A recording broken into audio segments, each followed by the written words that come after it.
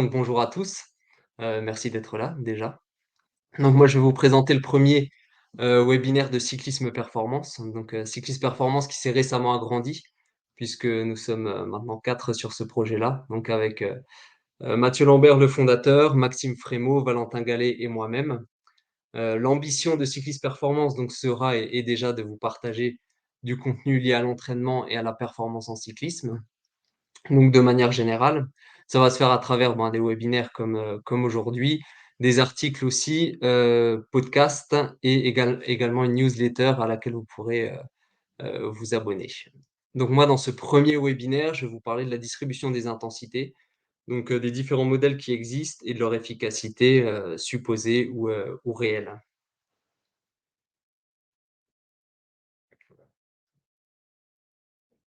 Avant de commencer de parler directement de la distribution des intensités, c'est important de se mettre au clair sur les échelles d'intensité, puisque c'est à partir de là, finalement, qu'on va définir les différentes distributions qui existent dans l'entraînement. Donc, en général, quand on parle de distribution d'intensité, on va utiliser une échelle 3 zones, parce qu'on utilise aussi des échelles 5 zones, mais voilà, on utilise ici une échelle 3 zones, donc qui va être comme celle présentée ici, avec une zone 1 qui généralement correspond à une zone d'endurance, donc avec des intensités relativement faciles, disons jusqu'au premier seuil aérobie. Et quand on augmente un peu l'effort, sur le spectre de l'effort aérobie, on va passer le premier seuil aérobie et on va rentrer dans une zone, qu'on va appeler la zone 2 ici, qui est une zone d'intensité, plus modérée. Et cette zone, en fait, elle se situe entre, le premier seuil aérobie et le deuxième seuil anaérobie. Donc en fait, on a une première zone assez facile, une deuxième zone qu'on va, dire d'intensité modérée et ensuite quand on va continuer à augmenter l'intensité de l'effort, on va se retrouver en zone 3 dans une zone, heu, qu'on va nommer d'intensité sévère, où il va y avoir en fait une dérive, des différents facteurs, facteurs physiologiques de l'effort ou valeurs physiologiques à l'effort.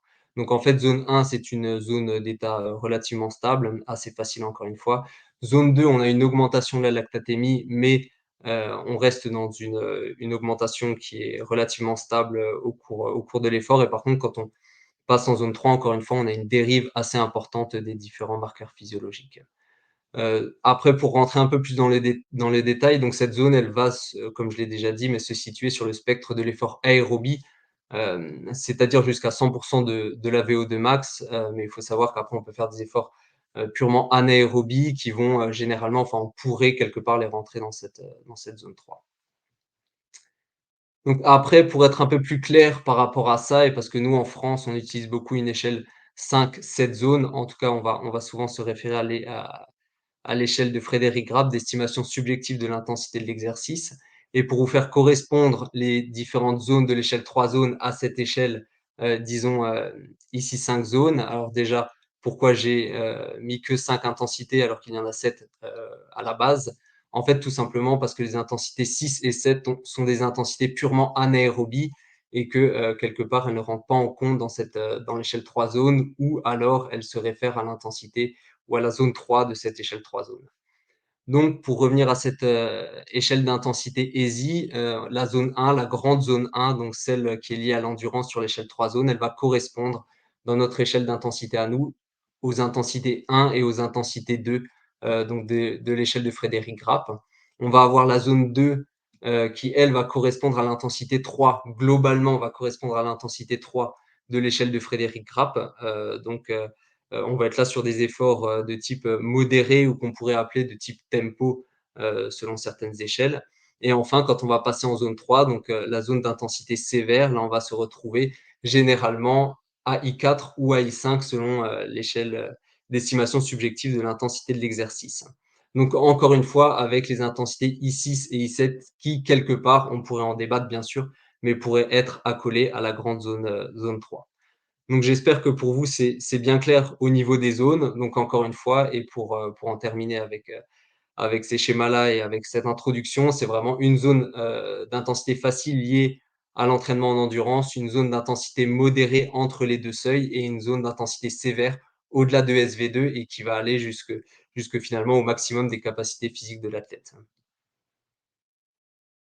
Et en finalité, à partir de ces zones, on va en fait pouvoir, définir différents types de distribution d'intensité, qu'on va retrouver généralement donc en cyclisme. Alors si on est coureur, mais aussi si on est coach et qu'on va prescrire, différents types d'entraînement. Donc dans cette première diapositive, je vous présente 3 types de distributions différentes qui vont, disons être axées, quasi exclusivement vers une zone d'intensité. Donc on a l'entraînement à basse intensité qui lui va être très axé sur, l'entraînement, en endurance, voire exclusivement axé sur l'entraînement en endurance.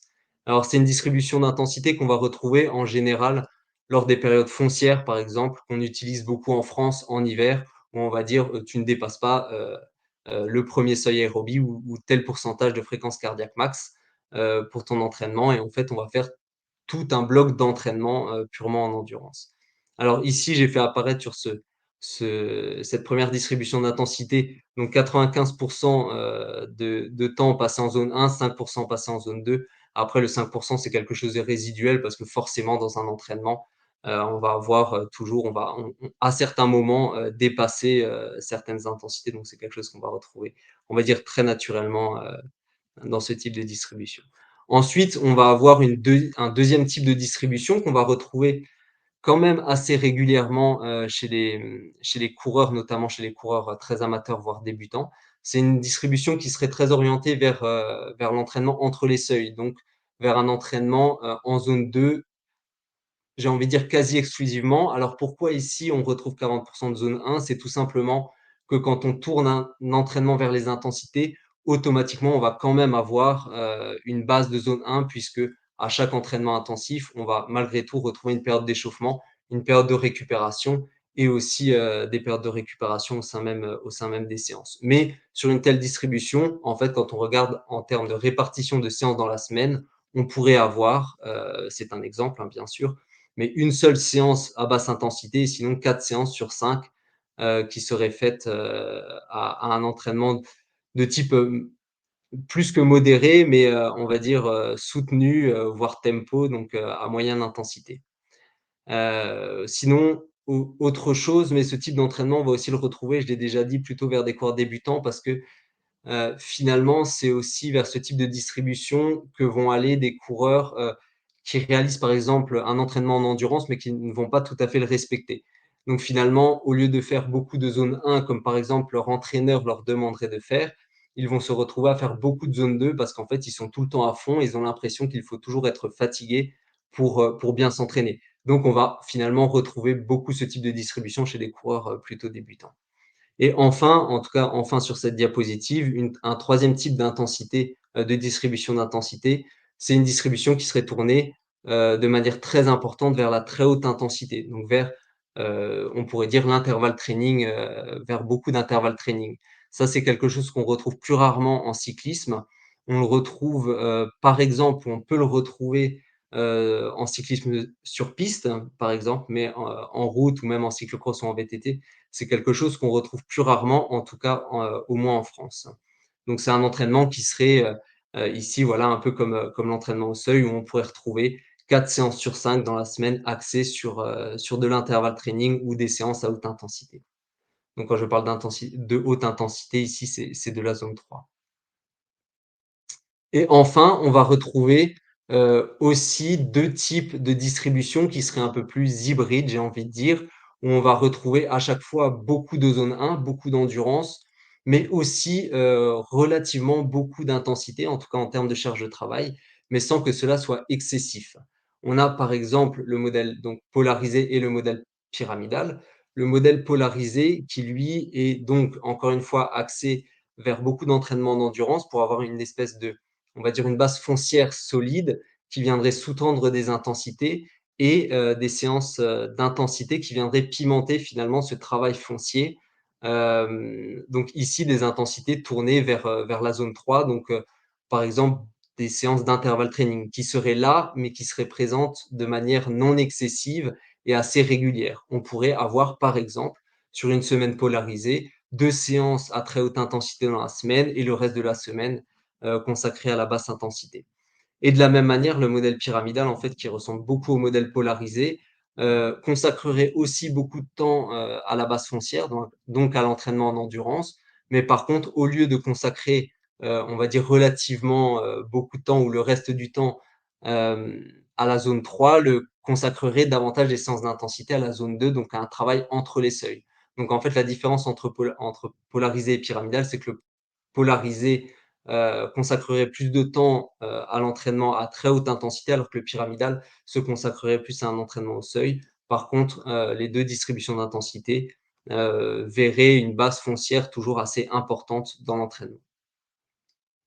Donc une fois qu'on a vu ces différentes distributions d'intensité, donc ces 5 distributions qu'on va généralement retrouver dans l'entraînement en cyclisme, on peut se poser la question, est-ce qu'il existe finalement un type de distribution ou des types de distribution qui seraient plus efficaces que les autres? Ou à l'inverse, est-ce que certains types de distributions seraient plutôt inefficaces pour progresser, en cyclisme et dans les sports d'endurance de manière générale? Donc pour répondre à cette question, je vais vous présenter plusieurs études qui sont, à mon sens, plutôt représentatives de l'ensemble des études qui se sont intéressées à la question. Donc la première étude que je vous présente, c'est une étude, que je vais nommer descriptive de Tennyson et collaborateurs. C'est-à-dire que cette étude s'est intéressée, à ce que réalisaient les champions à l'entraînement. Donc dans le cadre de cette étude, concrètement, en fait, ce ça concerne des athlètes, donc scandinaves, de ski de fond et de biathlon, il me semble.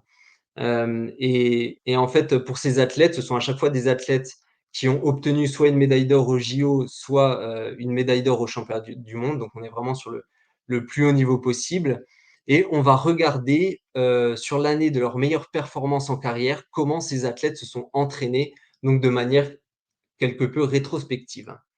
Donc en fait, ces auteurs, qu'est-ce qu'ils ont pu en conclure au niveau des données qu'ils avaient pu récolter? C'est que les champions, au moins dans le cadre de cette étude, mais c'est généralement le cas dans la plupart des études qui se sont intéressées à ce type, d'athlètes de très haut niveau, c'est qu'on va retrouver finalement beaucoup d'entraînement en endurance. Ici, on va retrouver par exemple au moins 91 en moyenne, hein, de temps passé en zone 1, donc en zone d'endurance. Ici, ça s'appuie sur, les pourcentages de fréquence cardiaque et on va retrouver aussi, un certain pourcentage plus réduit, mais voilà, qui fera peut-être aussi la différence dans l'entraînement, de séances en zone 2 et de séances en zone 3. Globalement, on va être ici sur un modèle plutôt polarisé avec, en tout cas, c'est, la conclusion de ces auteurs, un modèle qui ressemblerait à généralement 2 à 3 séances d'intensité dans la semaine pour ces grands champions et le reste du temps, beaucoup de travail en endurance. Donc ici, on a plutôt une victoire, on va dire, du modèle polarisé, peut-être aussi du modèle pyramidal, mais en tout cas sur les autres modèles, en se basant encore une fois sur ce que font les champions, en partant de l'hypothèse que ce que feraient les champions serait, ce qu'il y a de mieux dans la préparation et dans l'entraînement. Ensuite, 2e étude que je vais vous présenter, alors ici, c'est une étude comparative et non plus descriptive, donc ici de Stogel et Sperlich, une étude que j'ai trouvée extrêmement intéressante, qui a réuni donc 48 sportifs d'endurance, très entraînés. Cette fois-ci, au lieu de regarder ce que ces athlètes réalisaient ou réalisent à l'entraînement, ils vont imposer ou ils ont imposé un certain type d'entraînement à ces sportifs-là. Donc en fait, ces 48 sportifs ont été décomposés en 4 groupes. Un groupe qui a suivi un entraînement, basé sur la basse intensité, donc une distribution à basse intensité avec, quasi exclusivement du travail d'endurance. Un groupe qui a réalisé un entraînement plutôt tourné vers les seuils.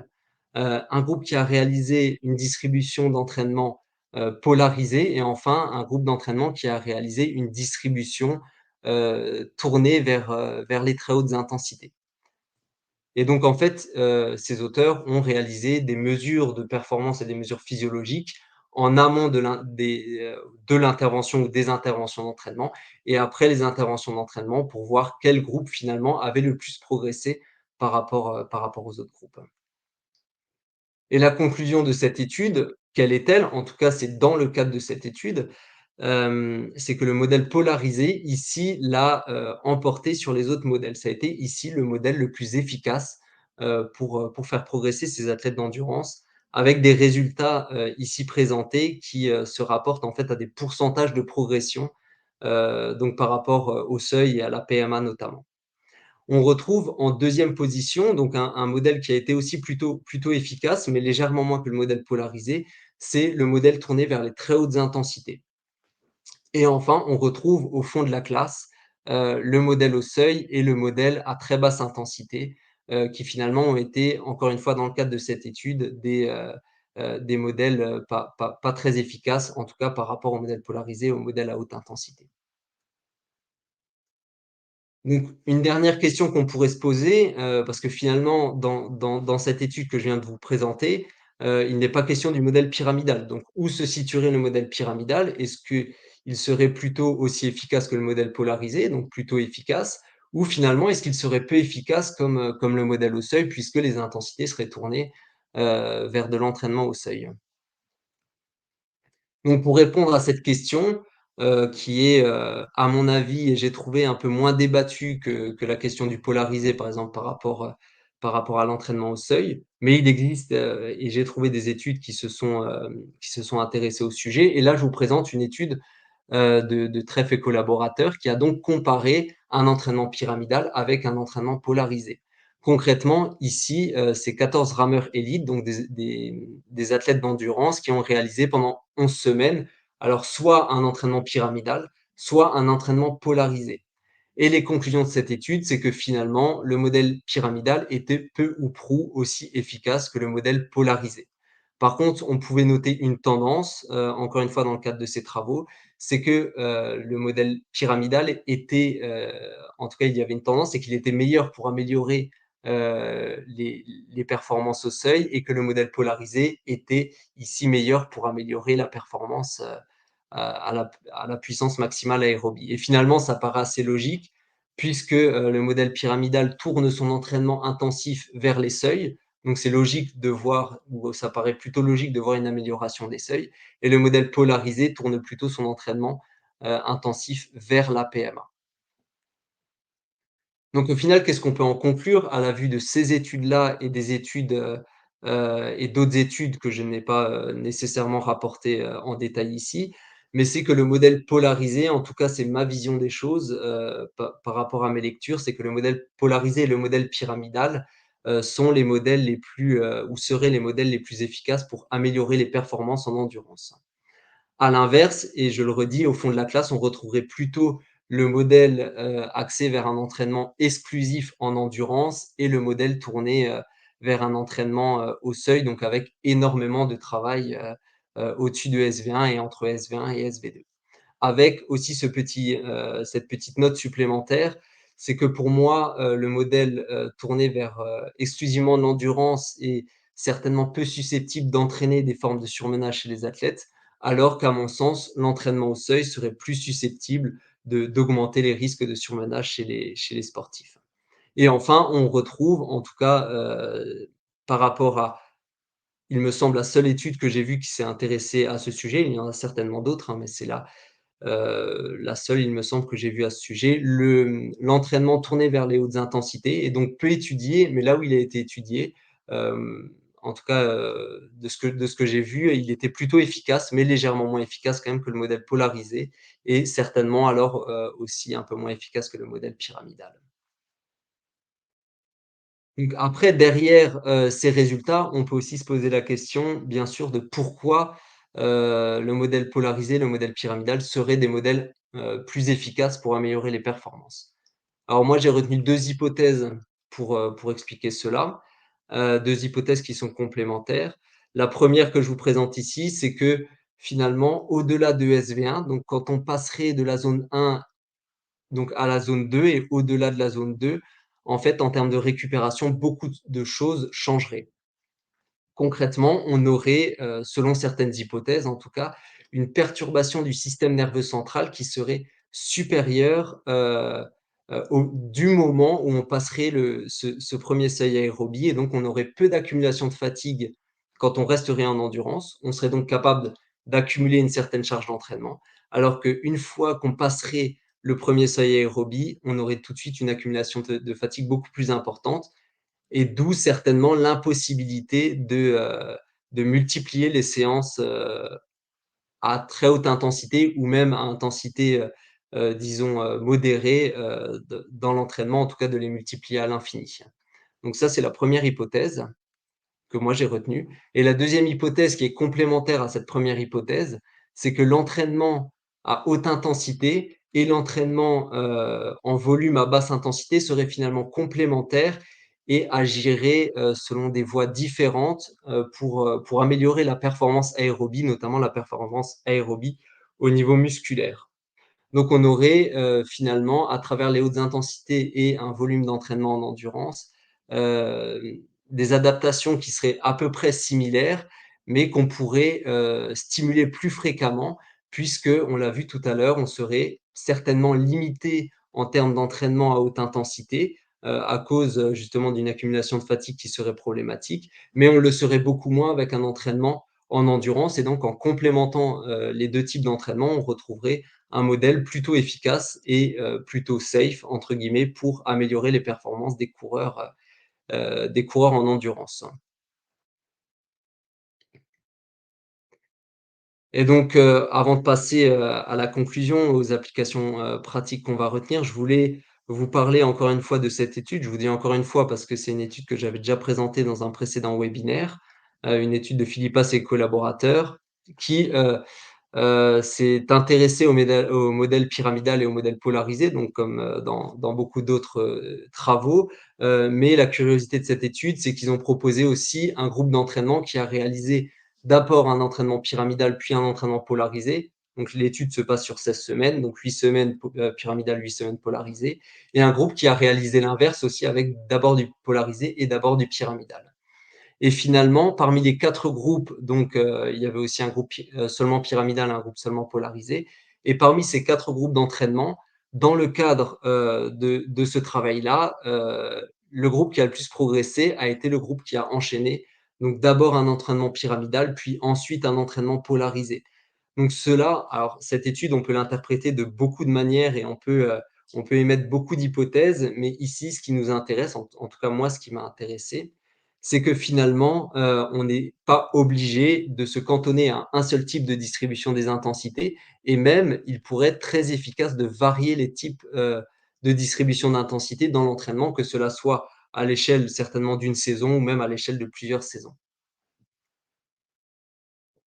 Donc en termes d'application pratique, qu'est-ce qu'on peut retenir, de l'intervention, et qu'est-ce que moi je retiens de la lecture de ces travaux? C'est que les distributions polarisées et pyramidales seraient les plus efficaces pour progresser en endurance.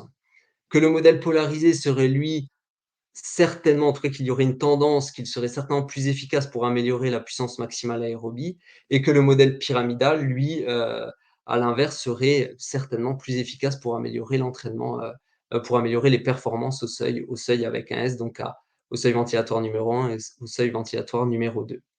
On peut retenir aussi que trop d'intensité pourrait, en tout cas selon, une des hypothèses que j'ai présentées, pourrait mener plus rapidement au surmenage, et donc moi concrètement, ce que je préconise avec aux athlètes que je suis, c'est maximum 3 intensités par semaine.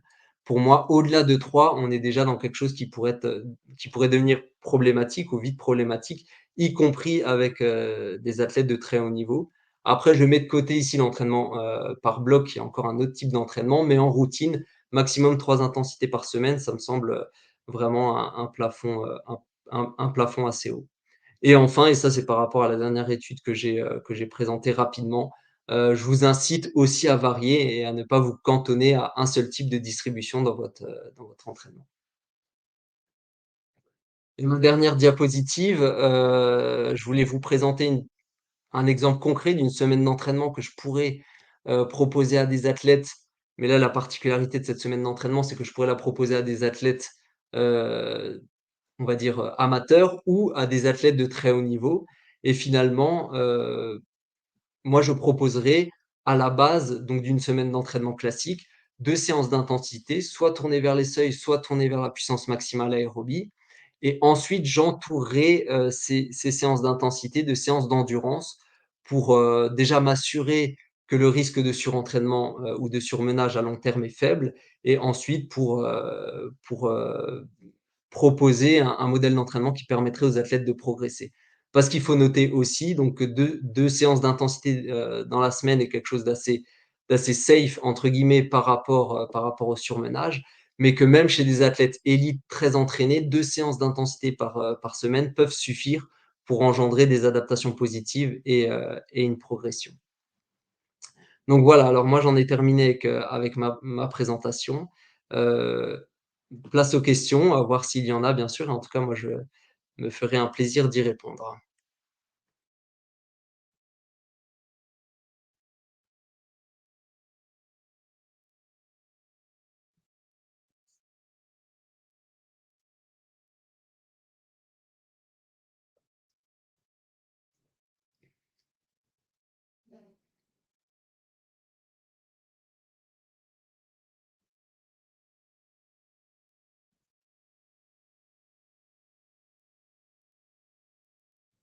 Donc j'ai une question, as-tu un exemple de semaine avec des compétitions les dimanches, voire même avec le samedi plus dimanche?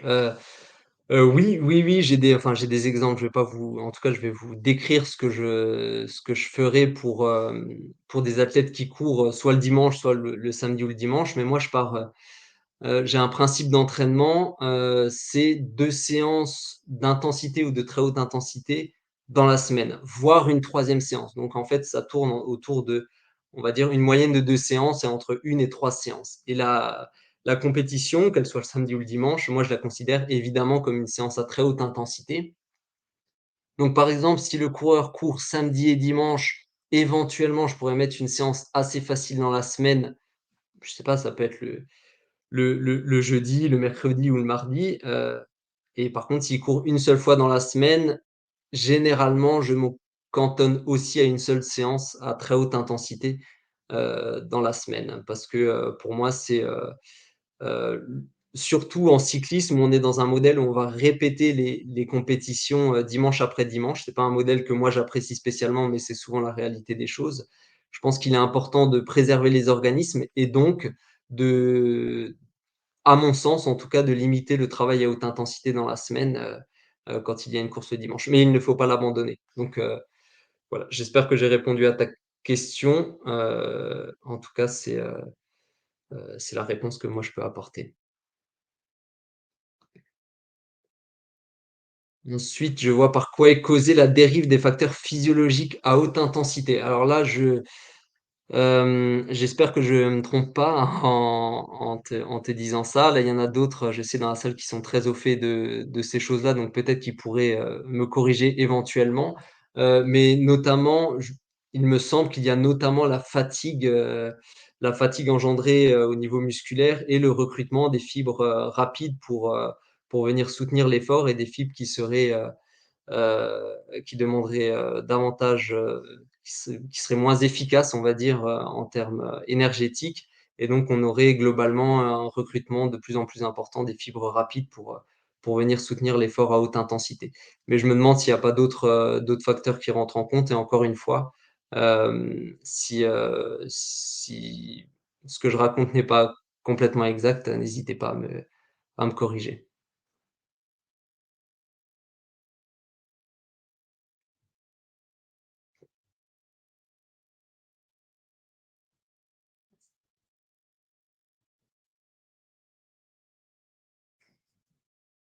Donc, aurais-tu, une idée des meilleurs modèles de distribution des intensités en fonction du niveau de pratique des coureurs? Pour un cycliste faisant seulement 4 heures par semaine, les modèles polarisés et pyramidales sont-ils toujours les plus adaptés pour progresser?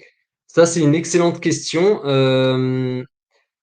Je te dirais que non, ce n'est pas nécessairement les modèles les plus adaptés pour progresser.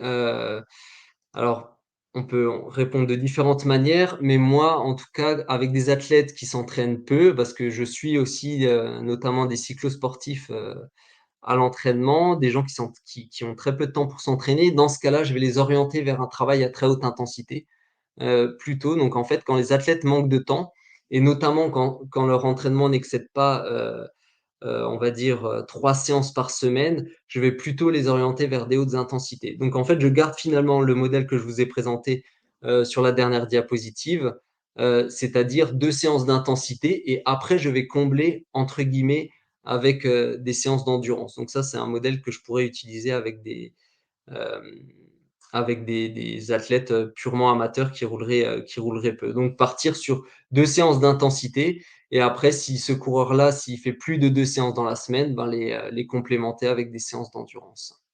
Et ça, tout simplement parce que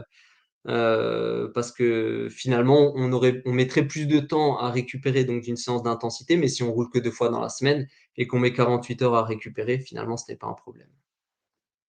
En tout cas, c'est mon point de vue.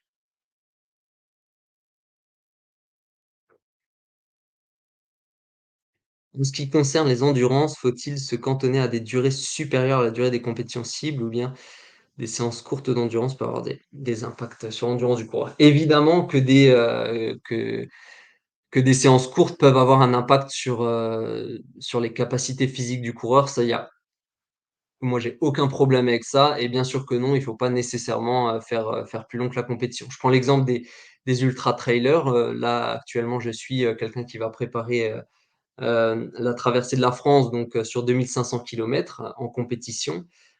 Finalement, il peut pas, enfin, logiquement, il ne peut pas excéder, à l'entraînement la durée de la compétition et et donc oui, bien sûr qu'on peut faire des séances, très efficaces qui vont être assez courtes, tout en restant en endurance.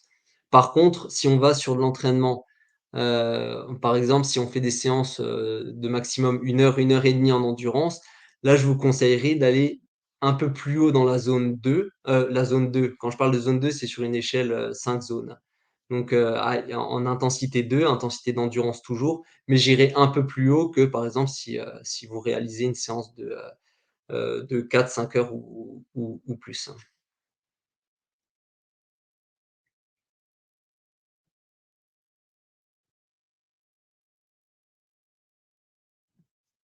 Alors une comparaison des différents modèles de répartition des zones, Graham Cogan ne pourrait pas faire l'objet d'un webinaire ou d'un article? Si, ça je pense, que, qu'on pourrait faire ça et puis je sais que Maxime Frémaux a pas mal travaillé là-dessus, donc je pense qu'il se ferait un plaisir de vous parler de ça. Mais c'est vrai que c'est un sujet intéressant.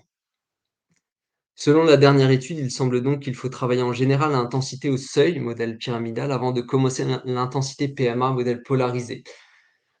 Alors, selon cette dernière étude, on peut l'interpréter comme ça. On peut l'interpréter, comme, il faudrait commencer par, des intensités plutôt faibles, un modèle plutôt traditionnel, donc faire d'abord du foncier, passer par des intensités, proches des seuils et enfin aller vers la PMA. Ça, c'est une interprétation possible. Mais une autre interprétation possible est que, de toute façon, les hautes intensités sont on va vite gagner, des bénéfices avec des hautes intensités, mais potentiellement, on peut vite aussi les perdre. Donc en fait, pour moi, la problématique, c'est une planification qui ne termine pas par des hautes intensités. Finalement, on se priverait de quelque chose. Donc en fait, là, on peut se poser la question: «Est-ce que finalement, le manque de résultats à la fin, du modèle qui se termine par le pyramidal, est-ce que ça viendrait pas seulement du fait que le coureur a fait peu de séances d'intensité les dernières semaines avant le deuxième test, avant le dernier test?» Donc on peut aussi l'interpréter comme ça. Heu et en plus, je voulais rajouter aussi que, en tout cas d'après les travaux que j'ai pu lire, une durée, disons optimale pour développer la PMA sur des cycles, on serait autour de 10 semaines. Donc finalement, dans une préparation cycliste, trouver déjà 10 semaines pour développer la PMA, c'est déjà beaucoup. Donc après, il faut trouver du temps aussi, avoir 16 semaines pour faire et du pyramidal et du polarisé. Et voilà, encore une fois, on peut l'interpréter de plusieurs façons, mais on peut effectivement l'interpréter comme ça, comme, il faudrait faire d'abord du polarisé puis du pyramidal puis du polarisé, mais moi, c'est pas nécessairement mon avis. J'aurais mis concernant les modèles, polarisés ou pyramidal, est-ce que tu les adaptes plutôt sur des semaines, des cycles ou à l'échelle de ta saison? Alors moi, je les adapte plutôt, on va dire que j'utilise en routine, donc sur l'échelle de la semaine, de la saison et des cycles, alors moi, je suis plutôt tourné vers un modèle, polarisé pour des raisons, voilà, que je pourrais évoquer ici d'ailleurs, mais bon, c'est pas forcément, disons, scientifique. Enfin, j'ai mes raisons de m'orienter vers un modèle polarisé, mais c'est plutôt oui, moi, c'est sur toute, finalement sur tout le spectre de l'entraînement, je vais être sur un modèle polarisé. Donc ça veut dire que mes semaines, en général, en routine au moins, elles vont comporter, 2 à 3 séances d'intensité au maximum et par contre, des séances, d'endurance autour. Et après, ce qui peut être intéressant, c'est d'aller de temps en temps vers un entraînement par bloc. Et là, par contre, on passerait plutôt, à l'échelle du mois ou du cycle avec, une semaine qui serait, très concentrée en très haute intensité et des semaines autour qui seraient davantage consacrées à la basse intensité. Donc pour répondre concrètement à ta question, Mathieu, c'est plutôt à l'échelle de la semaine que je l'adapte et de temps en temps, sur certaines semaines et sur certains cycles, je pourrais éventuellement sortir, de ce schéma-là. Là, j'ai encore une question, les endurances, pour ceux travaillant en décalé et n'ayant pas le même temps d'entraînement chaque semaine, faut-il adapter le type d'entraînement, heu, temps par semaine, intensité les semaines avec peu de temps et polariser lors des semaines avec, 10 heures d'entraînement? Ah oui, effectivement, alors il y a 2 choses, effectivement, quand on a peu de temps, moi je pense que c'est bien de s'orienter vers des intensités, davantage vers des intensités avec, en tout cas ça c'est ma vision des choses, je me limiterai quand même à 3 séances maximum d'intensité dans la semaine. Mais 3 séances d'intensité dans la semaine, on peut déjà faire une extrêmement belle semaine. Ensuite, quand on a peu de temps, des fois aussi, ça peut signifier une fatigue qui vient du travail, donc des fois, c'est pas si évident d'aller faire de la haute intensité quand finalement on a fait une grosse journée de travail. Donc ça, c'est une autre problématique qu'il faut prendre en compte et donc moi, j'essayerai de m'adapter surtout, à la récupération physique et psychologique de l'athlète et à son niveau de fatigue, presque au jour le jour. Mais oui, j'irai peut-être plus vers de la haute intensité, quand il y a moins de temps pour l'entraînement et quand il y a plus de temps pour l'entraînement, effectivement, aller là davantage vers un modèle polarisé. Donc je suis assez d'accord avec cette remarque. Là, je vois aussi lac, donc si je rebondis sur ta réponse, pour un cycliste élite avec des compétitions qui durent en moyenne, 4 heures, quel volume individuel pour chaque séance serait optimal selon toi? Jusqu'à quel volume est-il intéressant de monter? On a tendance à dire: «Tant de compétitions ci plus 1 heure, cela est-il suffisant?» Hem Je pense qu'il peut être intéressant ponctuellement d'aller vers hem, vers ce que tu dis, vers cette tendance, donc à dire, tant de la compétition plus 1 heure en endurance. Après, je pense qu'il faut pas tant raisonner, tout le temps en volume, après ça va dépendre du niveau de l'athlète. C'est sûr, moi je peux te donner des exemples. Un athlète élite, amateur par exemple, il va tourner autour de 15 heures d'entraînement semaine, peut-être 20 heures pour ceux qui s'entraînent le plus. Un professionnel, il va être à une moyenne généralement de 20 heures. Les meilleurs professionnels vont certainement ou ceux qui visent les classements généraux vont s'entraîner certainement plutôt 25 heures semaine en moyenne et donc voilà, c'est pour te donner un ordre d'idée. Mais après moi, j'adapte ça au maximum, avec les contraintes de l'athlète, le profil de l'athlète et je ne suis pas dans quelque chose où il faut absolument faire du volume parce qu'à un moment donné, si on va forcer les choses dans l'entraînement, pour moi, c'est un problème et si à un moment donné, le coureur, il peut faire que 8 heures d'entraînement par semaine, alors qu'en théorie, il devrait en faire 15 parce que, par exemple, il est en élite, ben, il en fera 8, mais on trouvera des solutions, peut-être en jouant plus sur les intensités. Donc voilà, ne pas trop se cantonner à des dogmes, on va dire, dans l'entraînement et vraiment aller au cas par cas. Ça c'est ma réponse, ça.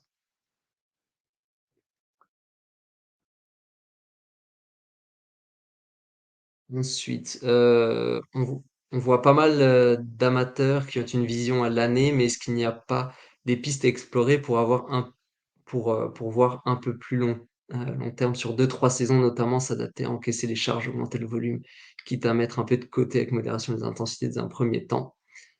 Effectivement, c'est quelque chose, enfin j'en parlais par exemple, avec, Joseph Berlin-Sémon qui est donc, entraîneur à la FDJ Continental et puis il me disait ça qu'à un moment donné, il passait, il proposait aux athlètes ou en tout cas, ils incitaient les athlètes, qui venaient des rangs juniors à passer par un volume d'entraînement important pour après encaisser davantage, le travail intensif. Donc oui, on pourrait clairement imaginer ça.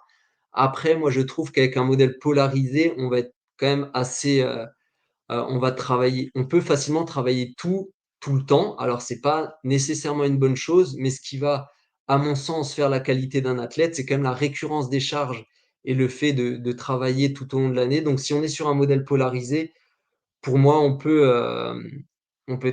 très bien, passer toutes ces saisons sur un modèle polarisé ou pyramidal et par contre apporter, chaque année des touches de nouveauté. Mais voilà, pour moi, c'est pas un problème parce que finalement, on aura et cette base en endurance et cette base en intensité avec ce modèle-là. Lors des semaines de récupération, faut-il réduire le nombre de séances intenses ou le volume de ces dernières? Là aussi, c'est une bonne question. Alors les études sur l'affûtage, donc l'affûtage, c'est, comment on fait en gros diminuer le niveau de fatigue, tout en conservant, les qualités physiologiques? Ces études, elles nous disent assez assez clairement, après il y a toujours des débats de toute façon, mais qu'il vaut mieux, diminuer le volume et conserver l'intensité des séances. Avons-nous des études qui ont ciblé l'effet des types de distribution pour les athlètes féminines? Parmi les études que j'ai regardées, certaines s'intéressaient à des publics féminins et parfois à des publics, masculins et féminins. Il me semble pas avoir vu d'études qui se sont intéressées exclusivement à des publics féminins, mais en tout cas les publics féminins ne sont pas absents, des études que j'ai pu regarder sur ces distributions. Donc à mon sens et à mon avis, les conclusions qui s'appliquent aux hommes, s'appliqueraient, certainement aussi aux femmes.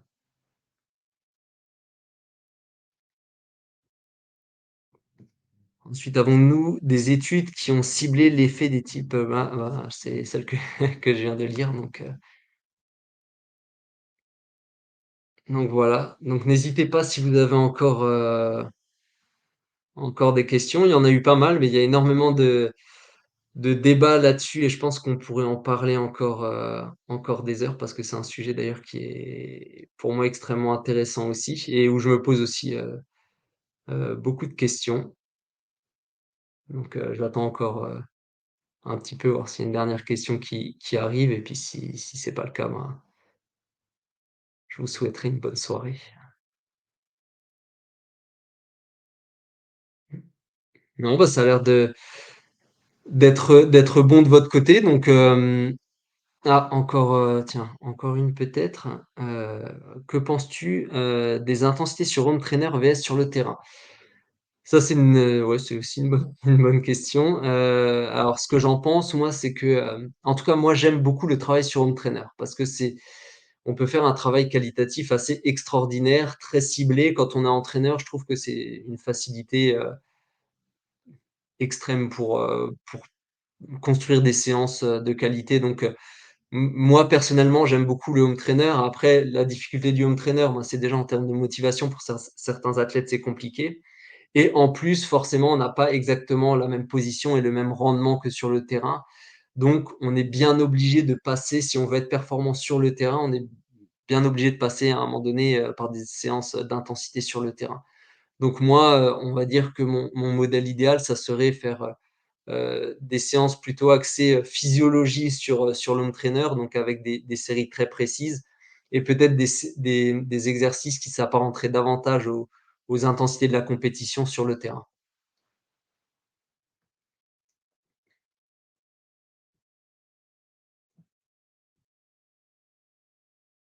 Donc Victor, j'ai vu dans ta semaine type, tu as endurance, intensité, endurance. Si je fais qu'une seule séance endurance, tu préfères la placer avant l'intensité ou après? Alors moi, j'essaie toujours, enfin, la plupart du temps en tout cas, de faire en sorte que les athlètes soient frais, pour réaliser les intensités, qu'ils les réalisent le mieux possible. Donc ça peut répondre quelque part à ta question parce que, généralement après une journée de repos,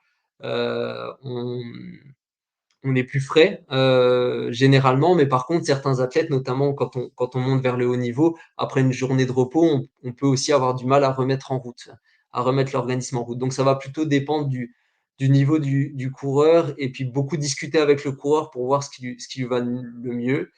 Mais par contre, je serais plutôt à mettre, oui, en général avant la séance, d'endurance, surtout si c'est une longue séance en endurance qui malgré tout va laisser des traces en termes de fatigue. Et quelles sont vos raisons personnelles de préférer le modèle polarisé? Alors mes raisons personnelles de préférer ce modèle, il y en a 2. Déjà, de ce que j'ai lu comme étude, généralement, les intensités qui fonctionnent le mieux dans le cadre des études, mais une des problématiques, c'est que les études généralement ça dure, maximum 12 semaines, mais généralement c'est des entraînements à très haute intensité qui vont, générer le plus d'adaptation. C'est-à-dire qu'on va retrouver par exemple la fameuse séance de 13 fois 30-15 ou des séances des séries de 4 minutes ou voilà des séries de 15-15, de 30-30 et cetera et cetera. Ces séances-là, généralement, en tout cas d'après ce que j'ai lu, vont, générer plus d'adaptations positives que des séances, à intensité plus modérée. Mais encore une fois, ça se passe sur le court terme et pas nécessairement sur le long terme. Donc, j'accepte qu'il y ait ce biais-là dans ma réflexion. Et ensuite, la deuxième raison, c'est que quand on fait du cyclisme, en compétition notamment, ça va être différent pour, par exemple, un cyclosportif, mais on va naturellement, enfin, si on finit l'année avec 40, jours de compétition, par exemple, on va passer énormément de temps, à des intensités, disons modérées. On va avec le rythme de course, on va être sur des rythmes, plutôt linéaires et sur des efforts plutôt linéaires.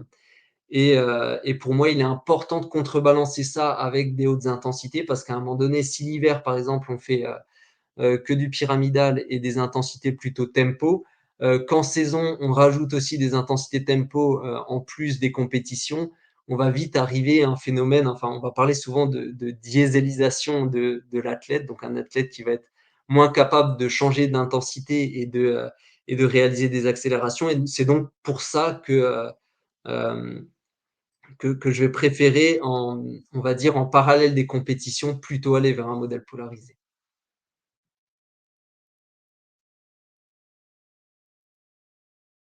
Pour augmenter son seuil SV2, faut-il travailler juste au-dessus ou juste en dessous? Il y a que que des bonnes questions. C'est là, j'ai pas forcément la réponse. Je sais qu'un collègue à moi, pour lui, c'était exclusivement au-dessus. Il nous disait toujours qu'il fallait travailler au-dessus pour générer des adaptations. Moi, j'en suis pas certain. Je prends l'exemple, alors là, c'est pas l'exemple de SV2, mais l'exemple de PMA, une intensité qui semblerait, en tout cas pour les adaptations centrales, qui semblerait assez efficace, serait d'être entre 90 et 100 de la VO2 max. Donc finalement, bon après on peut pas aller à 110 de la VO2 max, hein, mais finalement, ça serait une intensité, quelque peu sous-maximale pour solliciter, la puissance maximale aérobie, pour l'améliorer.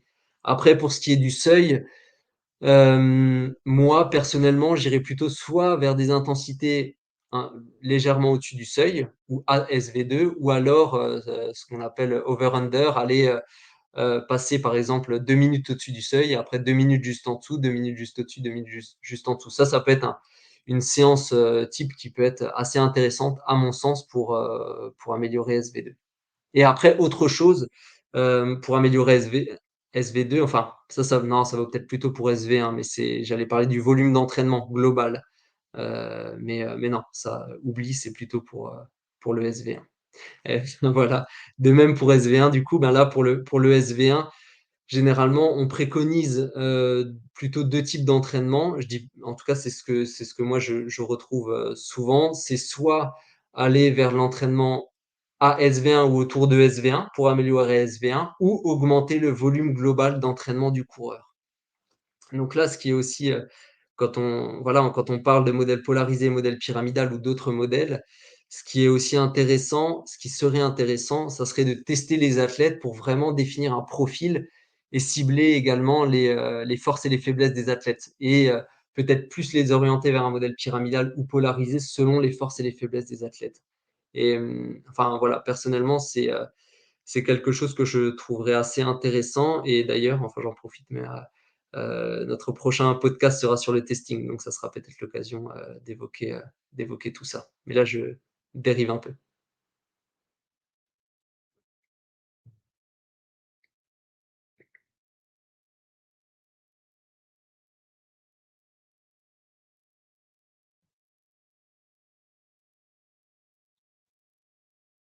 Donc bah, j'ai l'impression que ça se tarit un peu donc ah tiens encore une, peut-être,